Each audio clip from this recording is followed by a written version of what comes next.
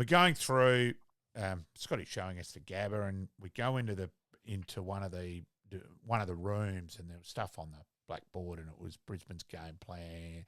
And there was various stuff up there, and Scotty went through it with me, and he turned to the others who had come from my work and said, "Oh, sorry about that. That was probably a bit complicated. That was just for Malcolm."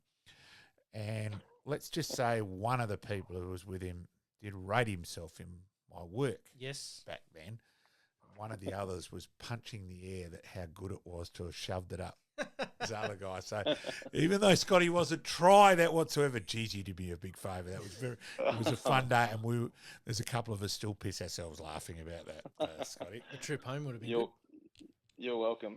Yes, it was good. And because it was quite in depth what you went through, and I'm going, so who's the roamer there? Who's the blocker there? And the others are sort of looking, well, how do you know the terms? I'm going, well, I might have read an AFL playbook at some stage. And yes, because there may have been a couple of Bassett terms up on that board. So, yes, I may have known them pretty well. So, yes.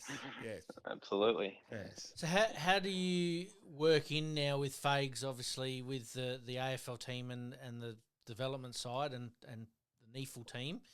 How do you sort of work that through, because you want to try and give these youngsters as much opportunity as possible? Yeah, so essentially I'm responsible for the 1 to 4 year players. So, when they get drafted and to their, I guess, 4th year, they're pretty much under my banner. And we have a formal curriculum that we run through with them, just sort of meetings and topics and things. And they're all, things that primarily my role is how we can get them to play better, and that's the things that skill-wise that they do on field, but also the habits and professionalism and preparation and all those sorts of things that can help them on field as well. There's not as much there used to be a little bit more crossover in terms of player welfare and nutrition and things like that. But that's right. I do remember the nutrition part with you. Yeah, but we've got experts in that space now. So, my main role is, how can we get them to be better footballers and prepare better and, sort of fast track. I don't necessarily like using the term fast track, but how do we get them up to speed as quick as possible to have an impact at AFL level? So.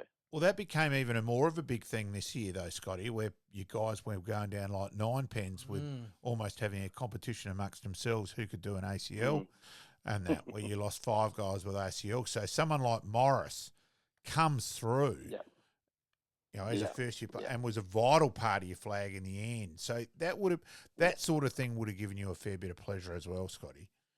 Yeah, I guess in my role, I'm not as heavily involved in the strategy side of things. But when a young player comes in and plays, contributes at AFL level and has an impact, that's where I get my pleasure and my joy. Kai Loman's one that, he had a great year and a great finals campaign, but for 2 years that in the background, he's going through highs and lows and ups and downs. And, I was experiencing them with him and working through those things with him, but to then see him do what he did this year and get the opportunity to be a premiership player, I mean, that's what I get my kicks out of now. And of course, I hope you claim that, Brisbane come into play at the home of football this year and your influence there, that got Brisbane back on track. And actually, in all seriousness, it was good. Caught up with you, mum and dad, as you know, that trip, and you sold a book, you walked out and you immediately went, I knew good to see you've got my dad for a book and that sort of thing. That's right. What's it like playing the gather round? And obviously, I think the first year you were up at Mount Barker, and then this year you're at Norwood Oval, or the home of football, as Malcolm called it. Yeah. Well, like the year before, I didn't actually go on the trip because the VFL, there was a clash with the VFL.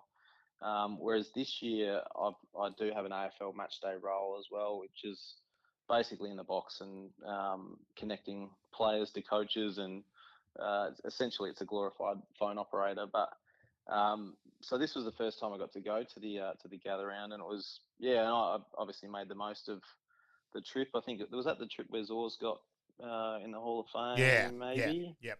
Yep. Yeah, so I got to catch up with him and a few of those guys, and see a Norwood game as well. So, but in terms of the city and the actual gather round itself, they do It's it really huge, well, isn't don't it? they? It's fantastic. It's yeah, it was a real buzz. Everyone's just talking about footy, and there's colours everywhere of different teams. So, no, it was a great experience. So, Now but I've had a question for you while we've been doing this from one of our regular listeners, Jake Bushell. He's from South Warrnambool, so he's always questions do revolve around his upbringing.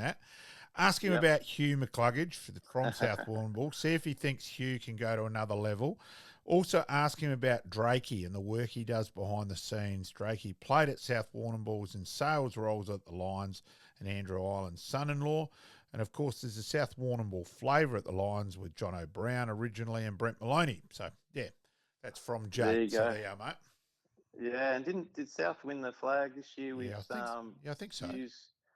Hugh's brother, Miles plays for South Warrnambool, but yeah, Huey's obviously a star, and I think he can still even go to another level, but he's such a consistent performer and so skillful, and he's a really hard worker as well, and such a humble guy. So Huey, yeah, he's a ripper for us, so important for us, and he's one of the ones that's signed one of those long-term, 6 or 7 year contracts or whatever they do. And Drakey, who he mentioned, is a really good mate of mine. He was my academy assistant coach early days, and he's still involved in the club. And who else do you say? John O'Brien we see occasionally as well. So there's obviously a few.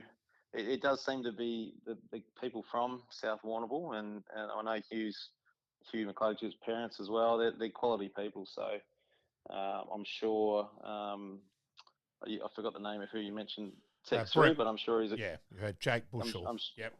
I'm sure he's a quality person from South Warrnambool as well. Now, Scotty, there were rumours around this year that Adelaide approached you. Was there anything in that?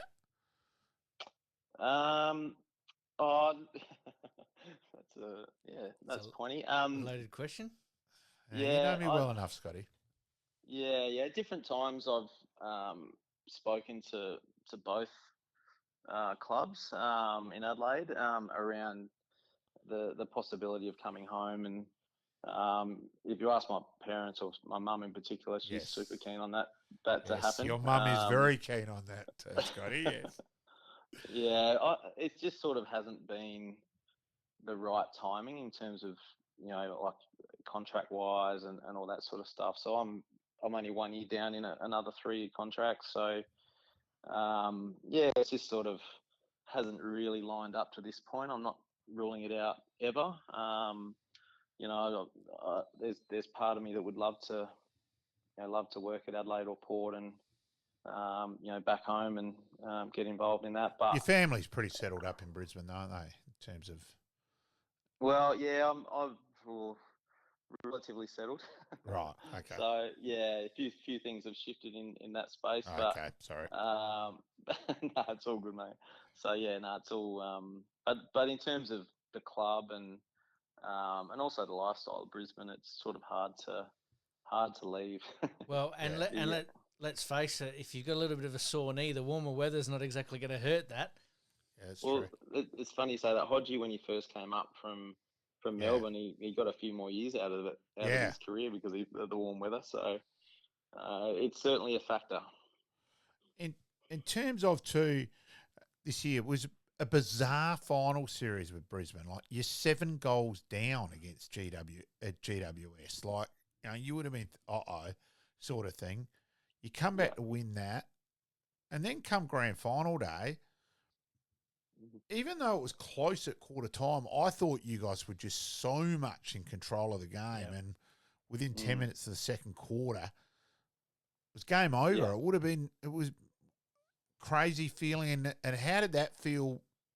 I know as coaches, you never relax and all that, but deep down, you still would have known, hey, we've won this pretty early from a fair way out.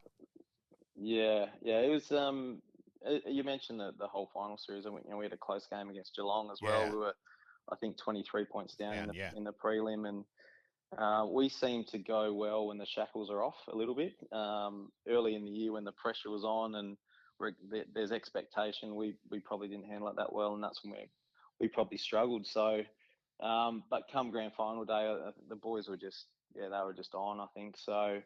I think at half time we were 40 odd points up, and my mind was drifting. It was thinking, oh, I think we're pretty home, but we came back in from that far down against the Giants, so we thought it would be, it's always possible. But then at 3/4 time, I think we were 50 odd points up, maybe.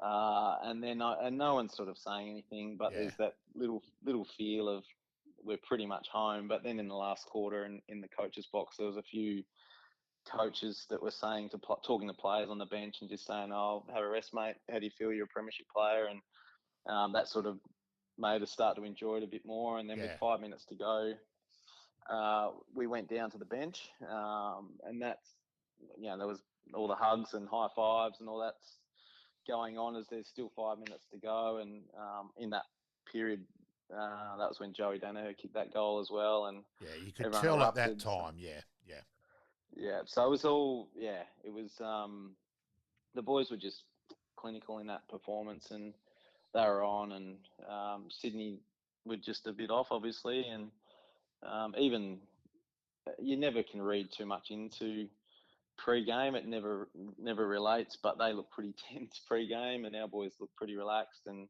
I remember just thinking that at the time, and sure enough, they probably played a bit tense, the Swans.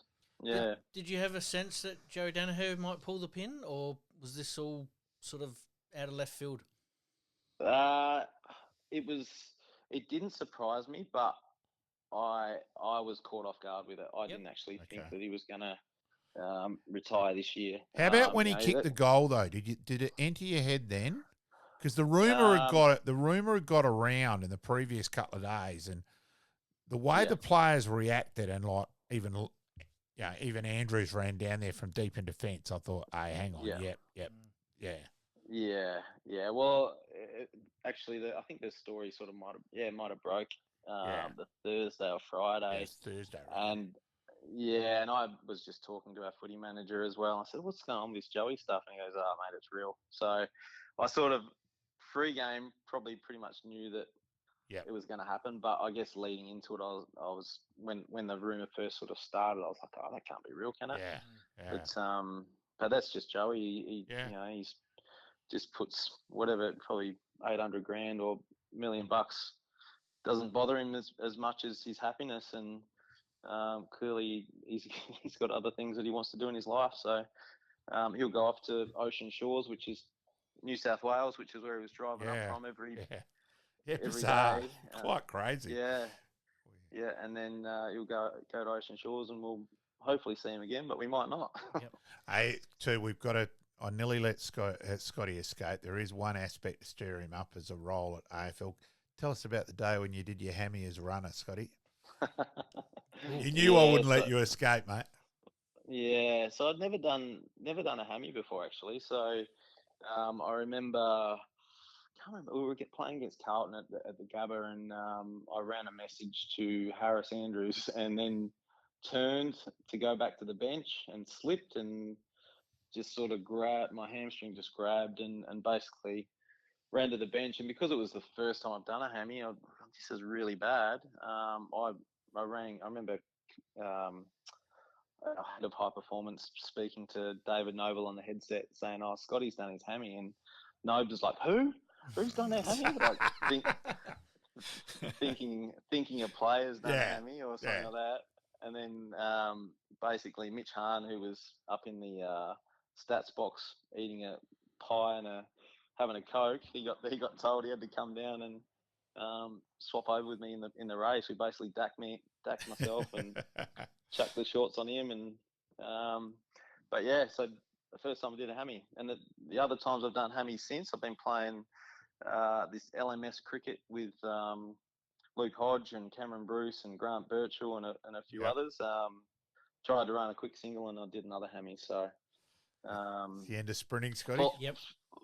Falling apart. No. Mate, obviously your role with the development players is going to be crucial, but not only do you have one Ashcroft, it looks like it's pretty much guaranteed you're going to have two of them. Yeah, it's pretty exciting for you. It is pretty exciting, yeah. Yeah, it's there's no reason why now, for another couple of years we can't be really competitive. So and Levi came up as a 16-year-old and trained with us, and his hands in close, his decision making at that stage, it was like, geez, this guy's next level, and then we've already got Will. So he's going to be a great addition. And there's also another academy lad, Sam Marshall, who's had a really good year as well. So all our draft will be around getting those two guys in. I think the recruiters or the list manager just worked on getting a heap of points to try and manage that. And we've had a couple of guys that have been squeezed out, unfortunately, like Jackson Pryor was only let go a couple of days ago from our list, who's a really good player, but it's just the nature of our list at the moment. Yep. Yeah, but the good thing is there's a lot of guys, and Rayner the other day signed for another 6, but the guys that are the real core group are sticking around for the long term because they love the environment, they love the club, and they want to have success for a number of years. And I reckon, okay, losing Danaher's huge, but the fact that you're suddenly going to have Coleman, Duday, McCarthy, all desperate to get a game and desperate to be part of it, are going to drive your group. A little bit similar to what happened at the Crows in '98 with Rashudo and Vardy. And I reckon those guys and getting Ashcroft, and like, let's face it, Will Ashcroft, for a guy coming back from an ACL, most guys normally that first year, as you know, Scotty, are sort of adjusting back again, and he was just seamless and just kept improving each game, and just incredible, really. And he was probably the guy who got you back into the game against GWS. Yep. Yeah, he did. And even we talk about professionalism. He's a next level. Will, he's one that I don't have to worry about too much at all in that regard. He could almost teach it basically, because obviously Marcus, so good, his old man was the same. He was unreal when he came back in and just got better each week. And like you said, he almost single-handedly got us over the line against the Giants. Apparently, he said to Cam Bruce, the midfield coach, in that game, he said, "I'm feeling it. Get me in there." So it's the rest is history in that regard. Yeah. I was going to ask what your input was with that there. Obviously, young player doing such an injury at such a young age and then making the transition back, like we said a minute ago, seamlessly. Is that something that you had to help him through that difficult period? Because it can be a bit lonely when you do a knee. Yeah, well, he was probably lucky in a way that they did have the small group of guys to work together in the end. But we tried to get him involved as much as we could in terms of coaching opportunities and helping other players as well, just to give him different experiences, just to keep him busy. But he was one, again, that, he didn't need a lot of guidance in a lot of those areas because he was just so driven. He's just brilliant at it. And even guys, so Tom Duday, he was basically at different times this year an assistant coach for us in the VFL. So we tried different ways, and it's not a one size fits all thing. It basically, depending on their interests, we try and keep them involved in different ways, and try and basically get them involved. Because as you said, the rehab group, it can be a lonely place. Yeah, and Tom Doday's a quality person. That's right. A lot of work with Bedford and a lot of stuff around here. Yeah. You knew you were getting a quality person as well. Yeah. He's a ripper. Now, speaking of players, mate, you probably would have been watching from afar Benny Keys. You did mention him a little bit earlier. What are your thoughts on a young Benny Keys, and then obviously this year probably having one of the best years ever? Yeah, well, I couldn't be more proud of Keysy because, as I mentioned, going through the academy, he was one that was a little bit scrappy in terms of ball in hand, but in terms of work rate and desire to get better and all those other qualities that, sometimes those sorts of guys, they'll find a way. And I'm so pleased that he has done what he's done at Adelaide. Obviously at Brisbane, he got let go, and I used to cop flack because I'd obviously coach him in the academy, and then coaching in the senior program used to sort of, I guess, stick up for him at times and push his case at times, and even to the point, where the coaches would call me Scotty Keys and call him Benny Borlace and things like that. But and that's just the way it goes in terms of those the players you work with. You do develop really strong relationships with them, and you care about them. And when he got let go, I was so pleased he got another opportunity, and then now I'm just wrapped with what he's doing. Okay, Scotty. So in terms of, we always do this, the traditional last couple of questions. Yep. So you got to name, and you can go in any direction you like and name as many as you like, whatever. Best players you played with and hardest ever opponents, mate. Oof. I played with so many good players. It's hard to go past 98 playing with Macca. He's obviously one of the greats of all time. I'd like to say a number of my mates, Gags and those boys, but in terms of absolute superstar, Macca was the one. Yep. Hardest opponent. You can name more than one. Yeah. Okay. I always had really good battles with Paul Thomas. And to the point where I used to fight him a lot, and I really like him as a guy, but he's a good bloke. It's funny. Geez, I rate him as a coach. Yeah, he's obviously doing good things at Centrals as well. So, but yeah, he was one I always had battles with. There's a lot of, obviously, that era, the Centrals, those guys, the Gowanses and all that were pests. Again, ripping blokes off field, but on field they were certainly tough opponents. I used to get tagged a little bit by a guy that went to my school as well, Matty Krieg. So yep. I don't know if you remember him at North Adelaide. Because he was a good runner, he used to make it hard for me. We might get you out on this one. We're going to give you one last question, and this is a new question to the podcast. If there's one player you would have loved to have played with, who would it have been? Oh, wow. I don't mind that. That's a good question. Catching me off guard. No, that's okay. I think in terms of anywhere. Anywhere, anytime. I think Vossi. Yeah. I think Vossi would be a good one. In terms of just someone who just picks you up and carries the team and jump just aboard, the way he goes about it. Yep. Yeah. I think he'd be one that probably immediately comes to mind. Hey, and it wasn't that immediate to come to mind, but that's probably no, that's fair. More than fair. Probably got a young Ashcroft that's looking to do that along with Lockie Neal. Absolutely. Yeah. So, yeah. Hey, Scotty, greatly appreciated, mate. Look forward to catching up. Hopefully catch up and gather around again, mate, and that side of things. And, great to have you on board. And, I'll send that through when it goes up and all along those lines. Thanks, Borlace. Thanks, mate. Appreciate it, guys. Thanks for that. Appreciate it. Thank you, Scotty, mate. Cheers. Liking this podcast? Please like, rate, and subscribe.